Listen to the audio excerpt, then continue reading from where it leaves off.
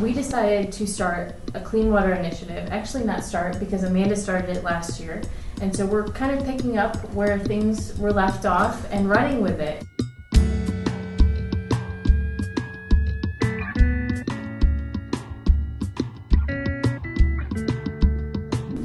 We're doing this because there are hundreds of thousands of people that lack access to clean water in Ghana, and while the government is doing its best to provide a water infrastructure, people are dying and suffering of waterborne illnesses on a regular basis, and there's not necessarily funding to get clean water to all those that need it. So we figure that this will be a drop in the bucket.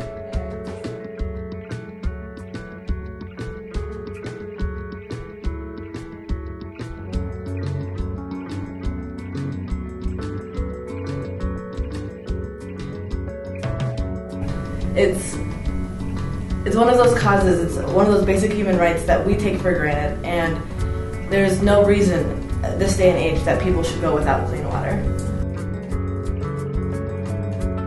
What sets this initiative apart from different initiatives is that we are approaching this problem with a very holistic view. We want this to be a very sustainable initiative, meaning that we want to implement a water filtration system that is very low in cost to maintain. We want a water filtration system that can use materials in country, to have a water filtration system built. And this system lasts for 10 years.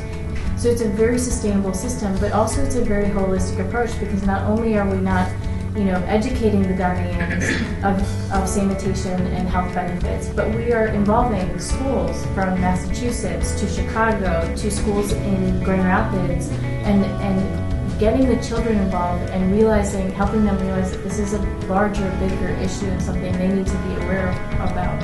So that's why it's an initiative that's completely different than any other initiative.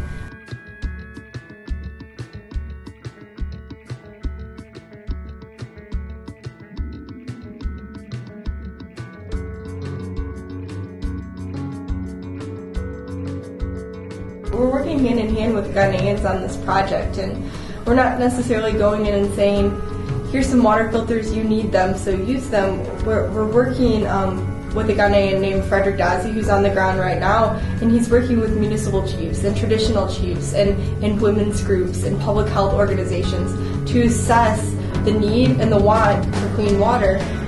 We won't just be implementing it, we'll be training people and working within the school systems and the adult education programs and the community health initiatives that are already on the ground and already are good to go, just are really lacking in resources.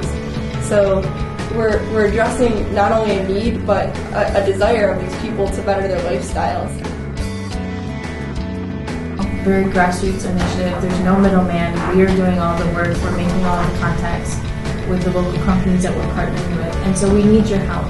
We need to raise at least $10,000 to cover all of our costs, which includes shipping of 2 pallets of water filters, in-country transportation. It includes the cost for educational materials. It includes the cost for the water testing kits that we will use to determine how the water quality is changing over time. This $10,000 is not including the transportation cost that it takes to transport Annie and I to Ghana. That is coming out of our own pockets. And so this really is the best way that we have kind of figured out how to do this. And so we need your help in raising $10,000.